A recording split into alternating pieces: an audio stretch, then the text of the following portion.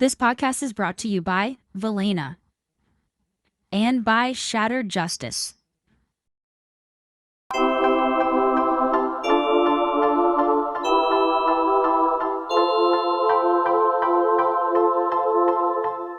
Excuse me.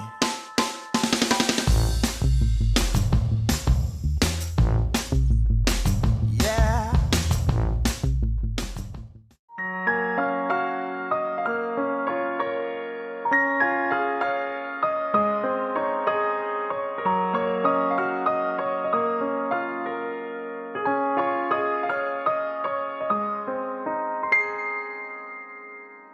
Hello, everyone, and welcome to today's podcast episode of the Part of Your Broadway World podcast. Today, we are talking with Jessica Fischer, who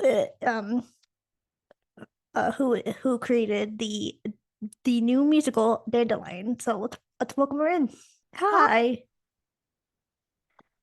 How are you? I'm good. How are you? I'm doing fine. I'm in my office at work. I can see. Yes. So you got crazy stuff behind you. Wednesday, age tax meeting. Very important. Fun. Yeah. So, first of all, how are you? I'm doing great. We're closing a show at the theater where I work, and then we're doing a small reno on our backstage. So we're heading into like a wild time, but Yeah. I think we're in good shape. Yeah. Yeah. So then we reached out about it because you actually followed me on TikTok a while back, like way back. I can't remember how long. Yeah, it probably was back. So for a while, Haley, one of our creative team, had the TikTok. Yeah. When I was directing the show, because I was like, I can't be running a TikTok and trying to direct this at the same time. Right. And then in about November, she was like, I need a social media break. So I've kind of taken over since there. So I don't know if she followed or I followed, but I definitely watched your interview with Stephanie because I talked to Stephanie some. So Stephanie Rosenberg. Yeah. Yeah. She's lovely. I love her. Yeah, I love her too. She's great. So then Dandelion. Can you Yes. tell us a little bit about Dandelion? Yeah, so Dandelion is a completely original musical. It is based loosely on true events. And it follows Jane, a high school senior, as she has some tough realizations about her mother's mental health and the decision of whether to go to college to follow her dreams to become a journalist or to stay and care for her mother. So it's a lot about the responsibility we have to ourselves versus the responsibility that we feel toward other people, to family members. And it's also about growing up and about motherhood and what that looks like. And we often say it's about the ripple effects of mental health, because I do think there are quite a few stories about the person impacted by mental health. And I think our show does that, but it also explores the impact on Jane, the impact on Jordan, her brother, on Daniel, her father, and even on her best friend, Gabby, who ends up having to sort of step into an adult role to help Jane. And did it just start, or has it been? We are 7 years in. Oh, okay. So you've been running a while. Yeah, so we started writing the show in 2018. I was living in New York City at the time. I was in grad school at the Actor Studio. And in 2019, we did a concert at 54 Below as part of their new musical series. And then we were accepted as NYMF finalists for 2020. And then NYMF obviously folded and COVID happened. So we took a little break. And then we found out we were going to get a full production here at Trustis. So we kind of went back to the table about 2 years ago and started revising again and working. And then we got the full production last August. And are you based in New York, or are you somewhere else? We're kind of all over the country, the creative team. I'm based in Columbia, South Carolina. I run Trustis Theater, which is a small professional theater in the city. And then Haley is in Atlanta, and she works at the Woodruff Art Center, which is where the Alliance is housed. And then Colleen, the composer, works out of Nashville. She writes primarily for TV and film as her day job. Okay, well, like I said, we both like that account, and then in my account, I have followed each other for a long time, and I've been watching your videos, and they actually are really. I love some of the songs. The one that you posted yesterday, I can't remember the name of the song. I gotta Is look. it Go Where You Grow with the Yeah. mom and daughter? Yep, that one is like my top favorite. Definitely my top favorite.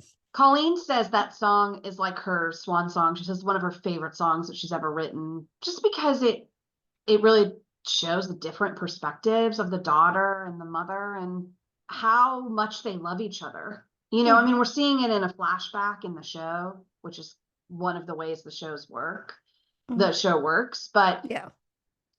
getting to see them in a mother-daughter moment and the encouragement and also the metaphor of the dandelion at play is just, I think it works really well. It was one of the later songs she wrote, so it was an addition in the last year and a half.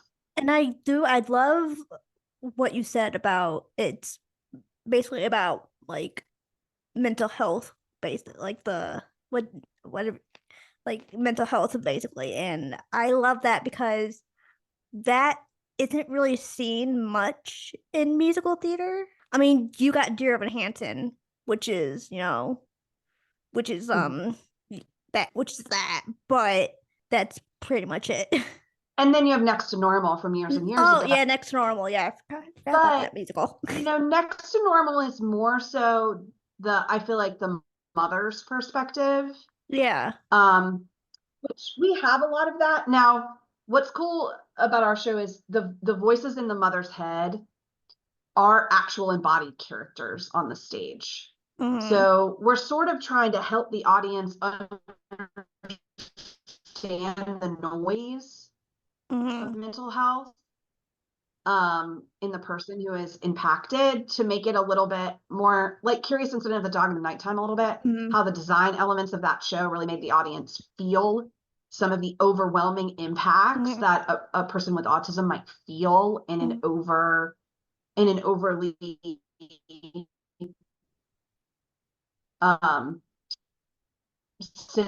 like a not sensory friendly place.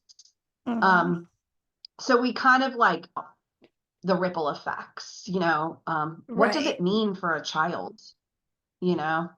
Right. And I feel like you kind of like get that in Dear Evan Hansen, but not a lot.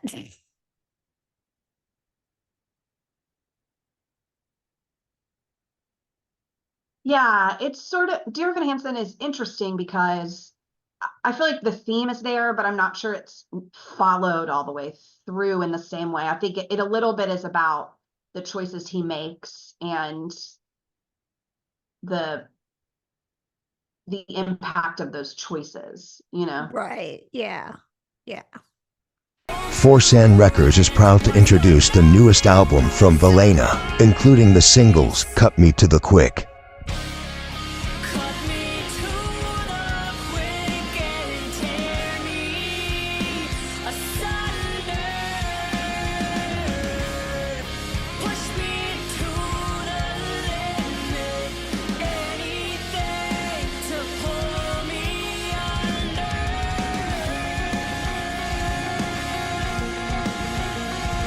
and Remedy.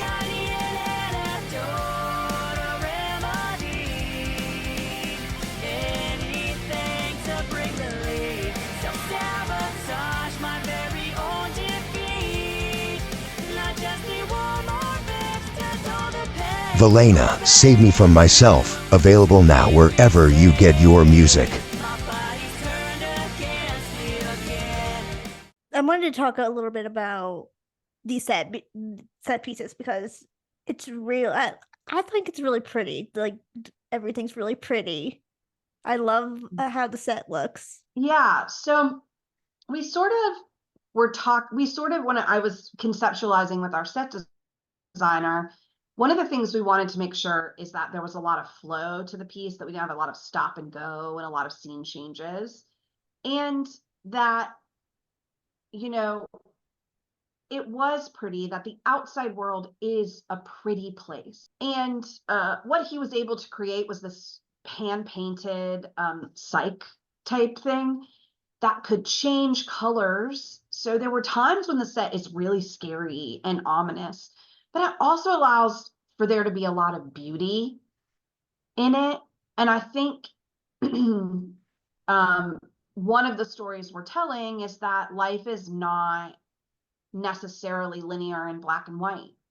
One moment it can be really scary, and the next it's really beautiful. And so I think the set did a really good job with that. Jim did a really good job designing. And it allowed, we didn't have set pieces come in and out. I just was able to block it so that it flowed from beginning to end without stopping. Mm-hmm. And then I kind of wanted to also talk about, because one of the themes that you kind of explore is family dynamic. And there's a quote on one of your TikTok videos, and it says, "Divorce is more than screaming and slamming doors. It's complicated, or for parents and children. Love doesn't disappear overnight." And I really love that. Mm-hmm. I love that. Yeah, I think, you know, Jane kind of ends up alone because her dad and her mom don't work out, and they're really just trying to have a positive relationship with each other. And I think sometimes the stories that are told about divorce are so toxic. And there are divorces where people truly still love each other. They just can't make it work. Right. And I think that truth is almost more powerful than the truth of slamming doors and screaming and I'm done forever, which is a true story, but this is the other side of that. And I think lots of children and parents and couples experience that, and they still love the person. They just couldn't make it work. Right. I was also curious, and I forgot to ask this, but where did the title Dandelion come from? So I want to say back a long time ago, my sister wrote a song called Flower Power, which has long been cut.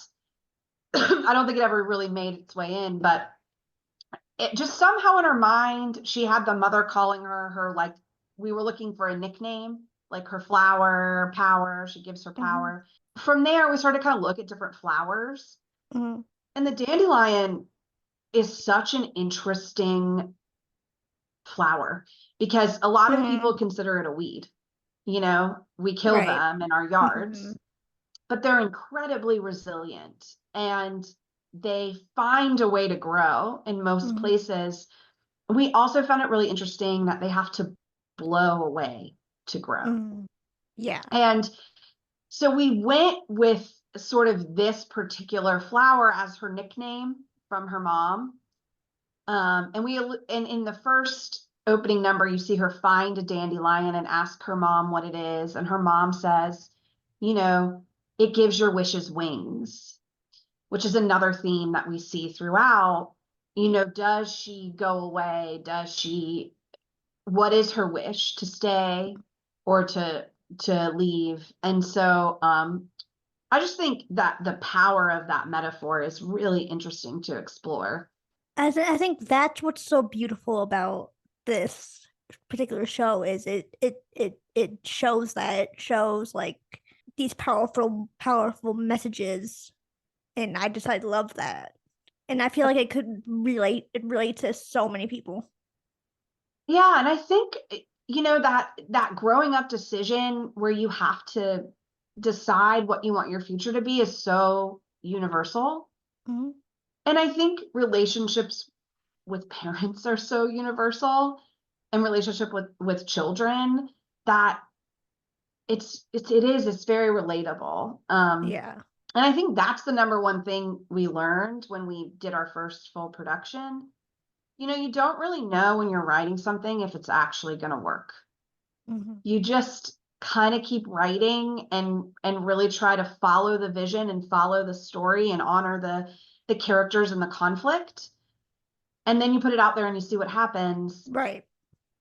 And the number of people who walked up and said, I just saw my life on stage, or I was so impacted, I am never going to be the same. People are still reaching out to Hannah, who played the main character, and just saying, my life is different since I saw you perform this. And then I don't even think we were wholly prepared for that reaction. Right. And it was beautiful. And I think it's what has helped us to continue to push, because commercial theater is really hard. You know, Yeah. it's expensive, and you have to find the right person, and you have to find a producer who's willing to take a risk on a unknown property. I mean, you know, so much of what we see is musicals that come from a book or a movie or a known entity. And so it's riskier. But I think those people telling us how much it impacted them and that they can't wait for next steps helps us keep going.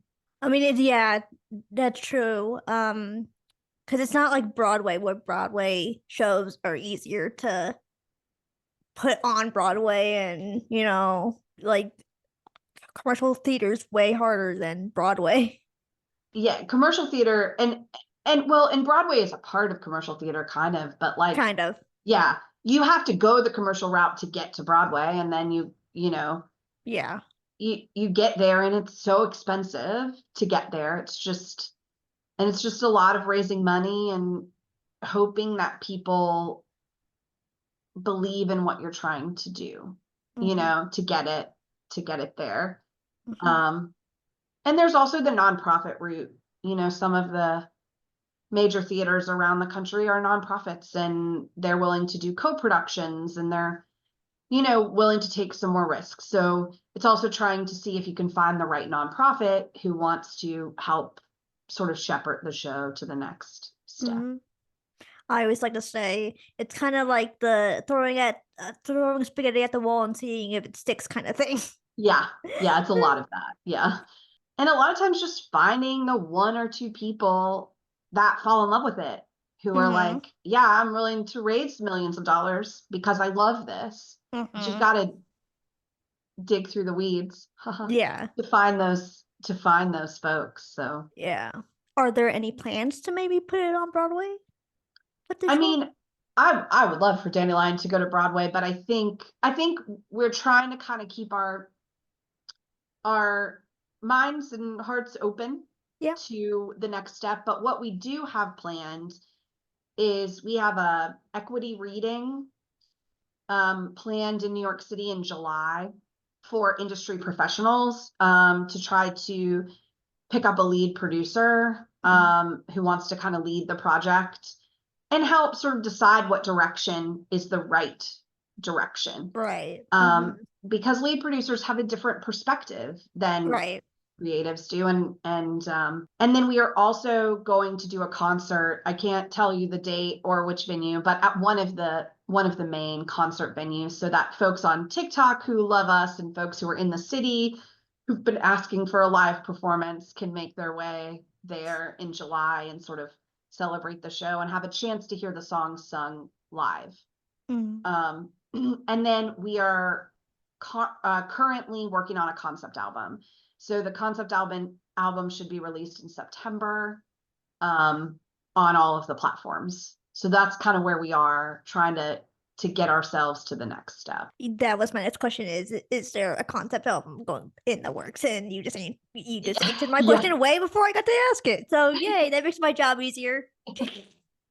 I'm excited about the album. That's probably the number one question we get, is like, when can I listen to this on Spotify? So we're working on it.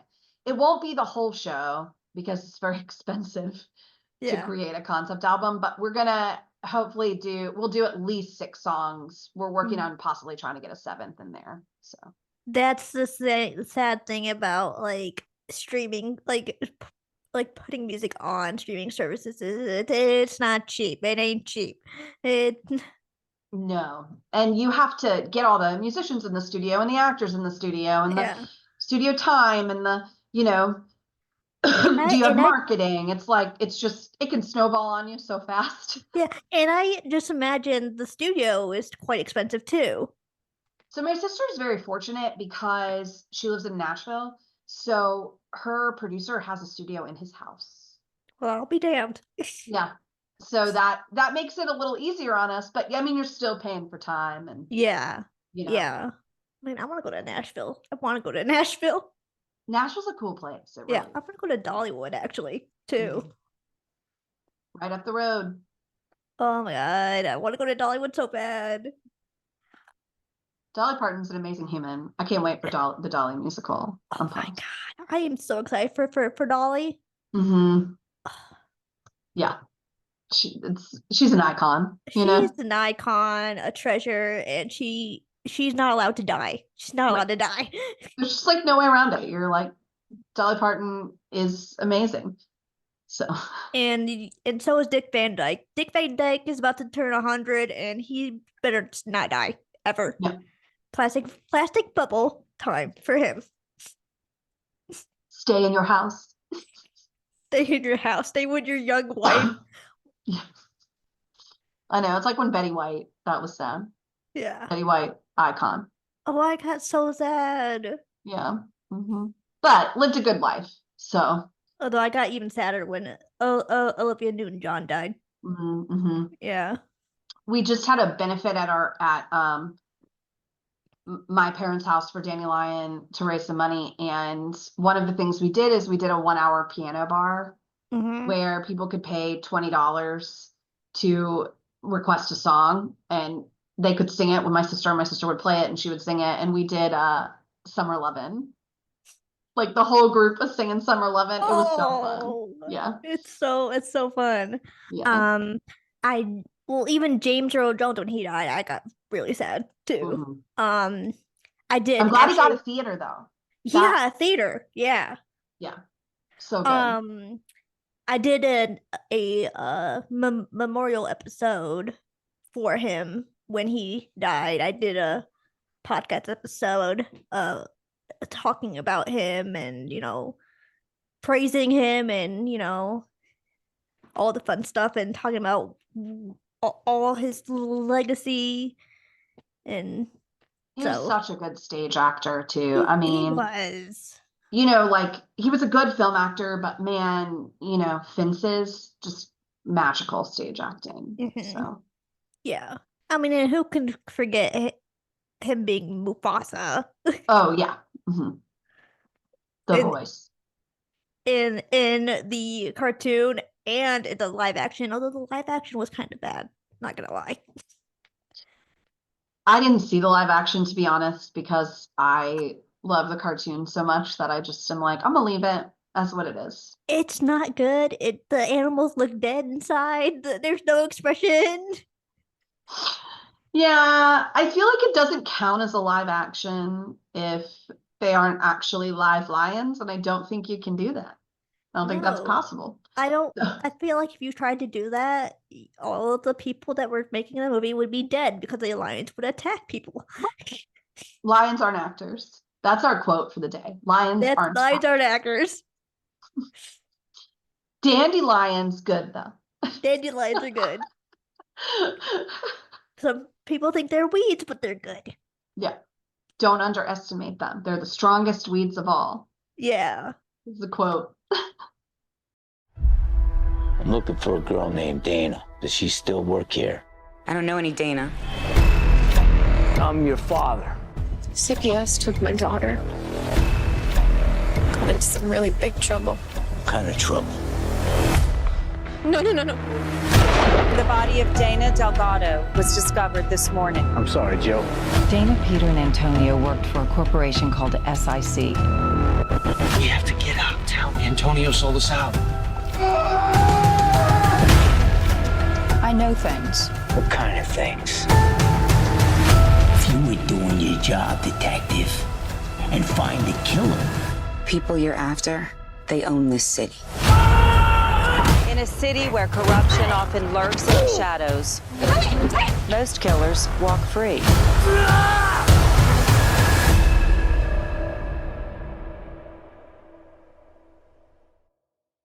I have to ask you though, since we're talking about Disney, have you seen the new Snow White? I have not.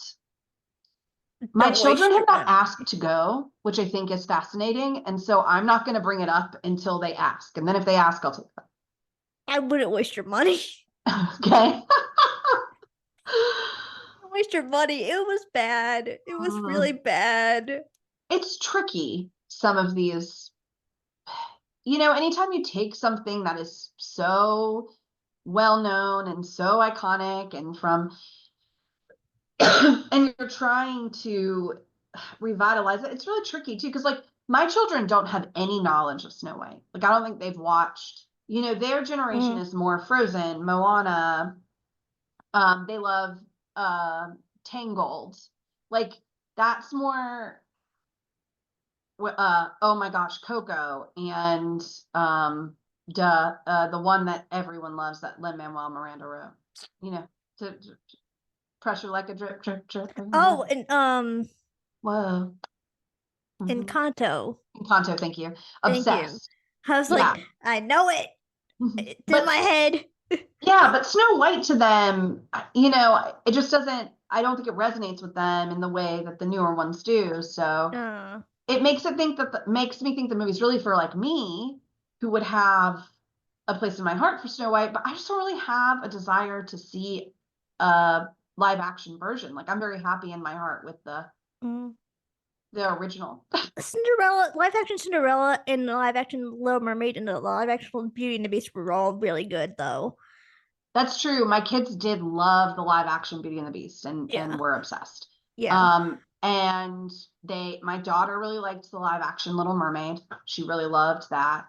And saw it multiple times. Obviously, right now she's obsessed with Wicked.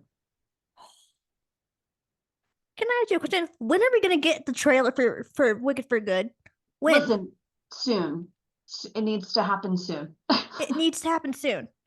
I'm getting impatient. Like, we are 7 months out until Wicked for Good. Come on. Give us something. Give us something. Yeah.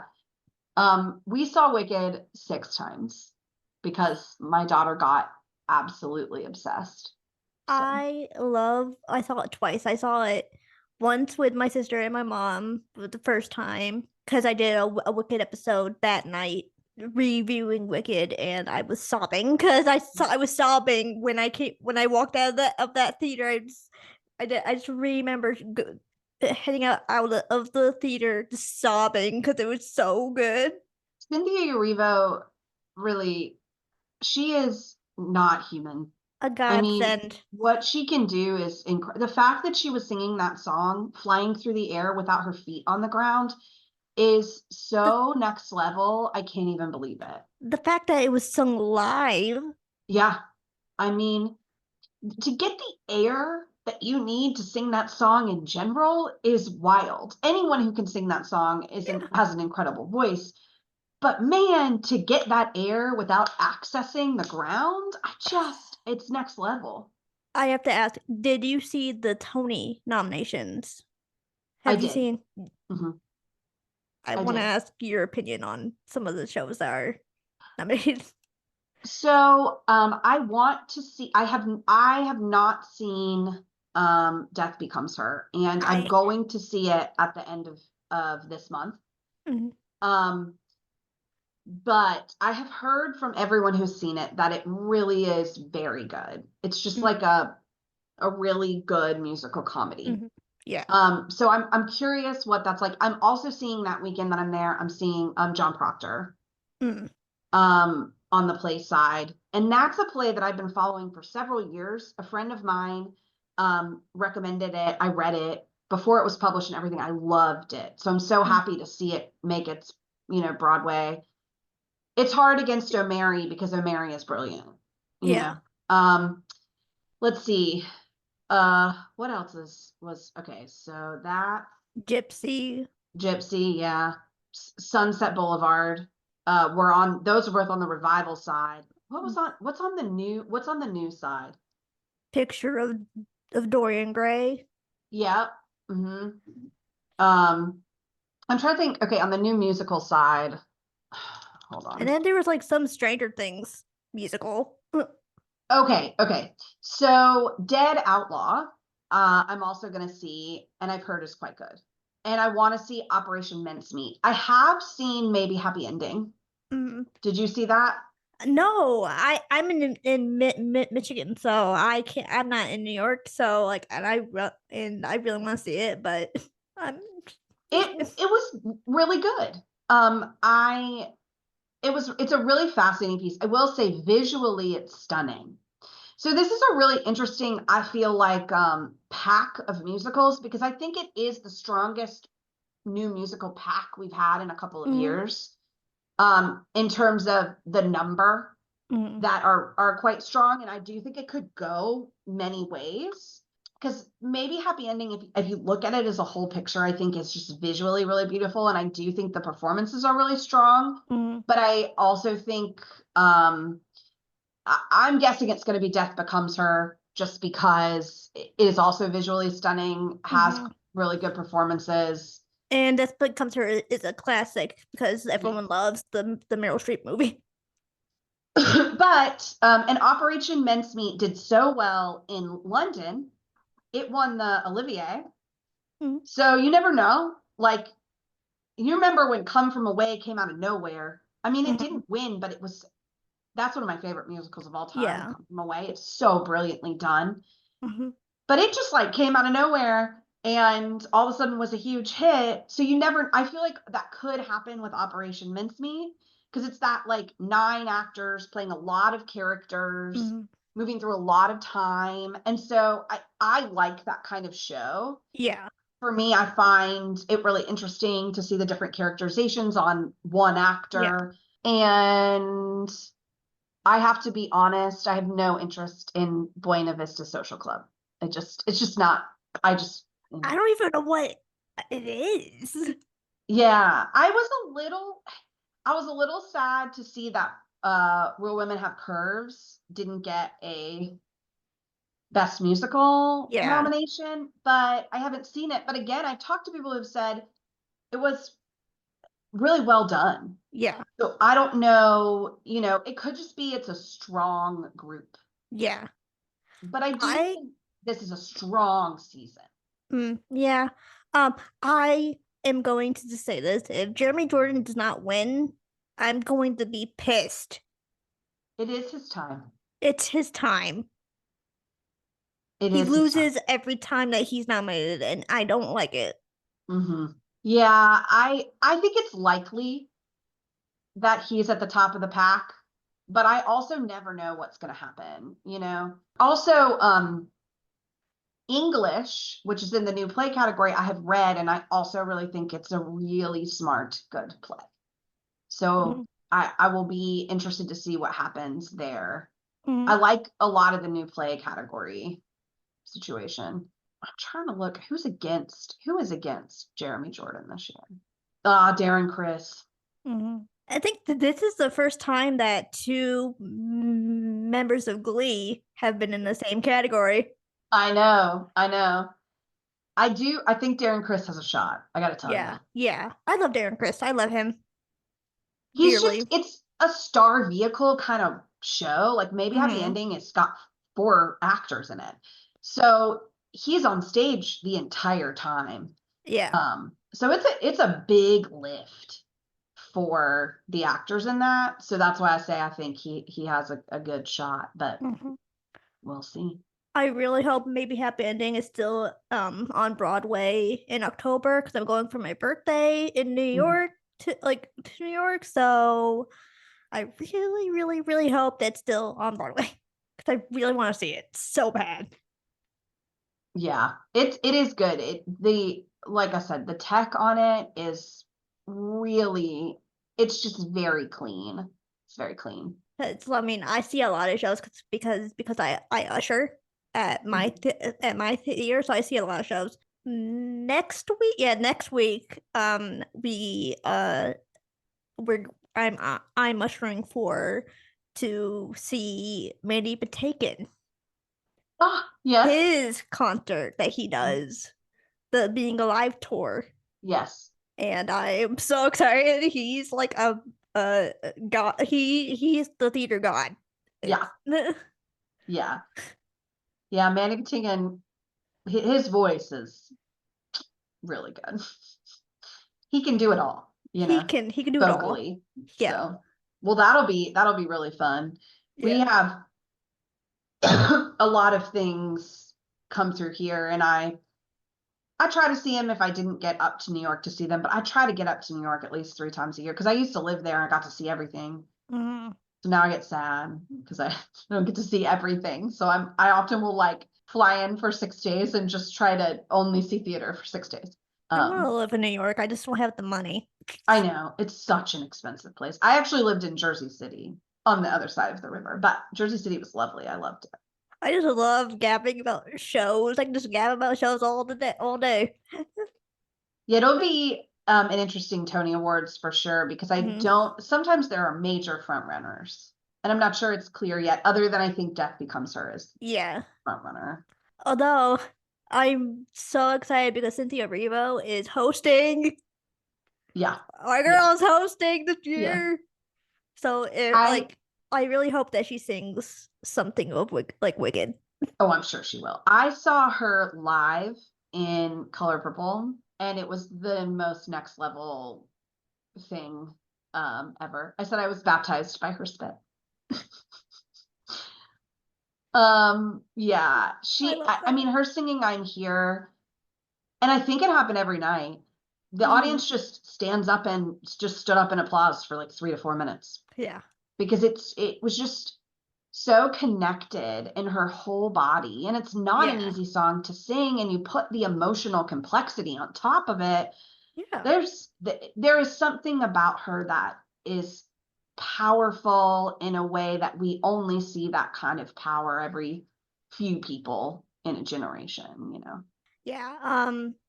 but yeah, like I said, I'm really excited for her to host this year because you know that she's gonna sing something wicked in the opening. I mean, she has to defy gravity. Like she has to. I mean, did you see the Oscars? Come on. Yeah. I bet we'll get a little bit of a Wicked for Good something too. Yeah.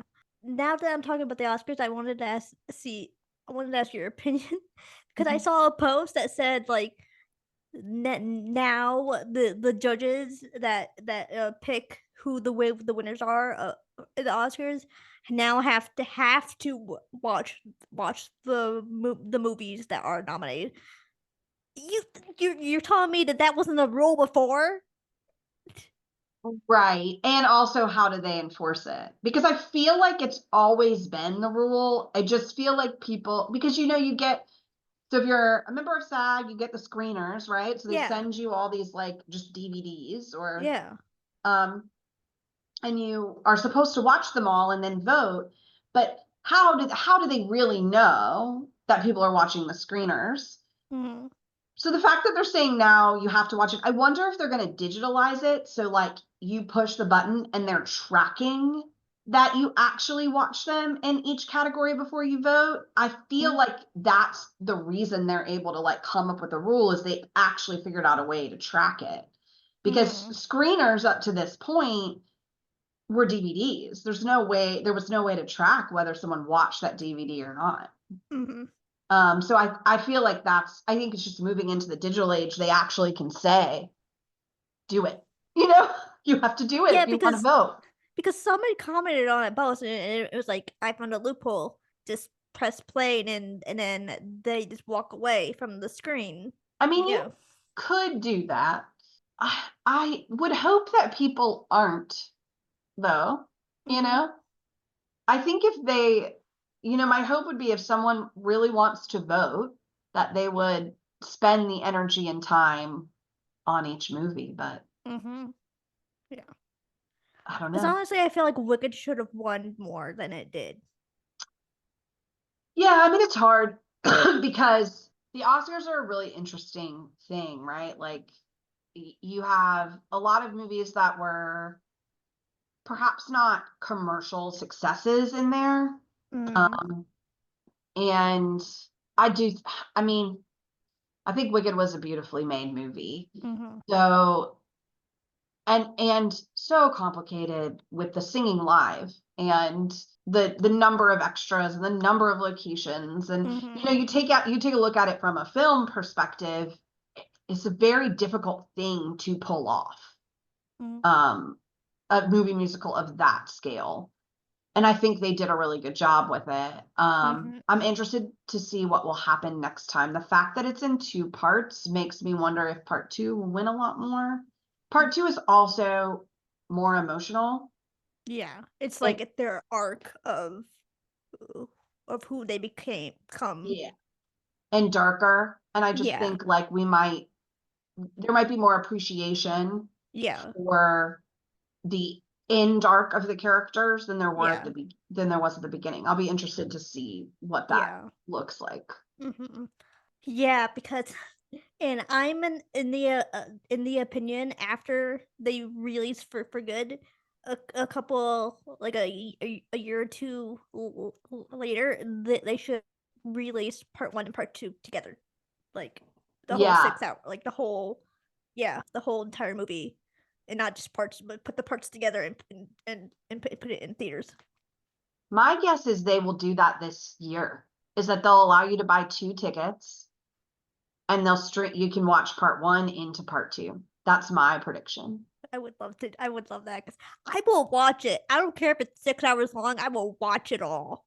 I think a lot of people will, and so I think that it's a really good way to make them some money because they're going to revitalize the first movie in terms of potential income, and then you add the second one on. I feel like they're going to do it. I feel like you're going to get your wish.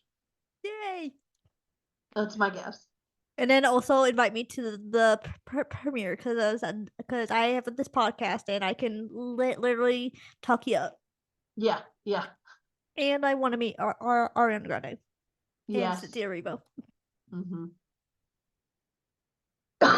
Oh, I have this cough that I've had for 100 years, so I'm sorry about that. No, you're fine. And aka SpongeBob, aka Ethan Slayer, because he's SpongeBob. Yes. Am I the only one that could like hear it a little bit when he sings? You can hear SpongeBob a little bit when he's singing. I heard it a couple times. I'm like, what?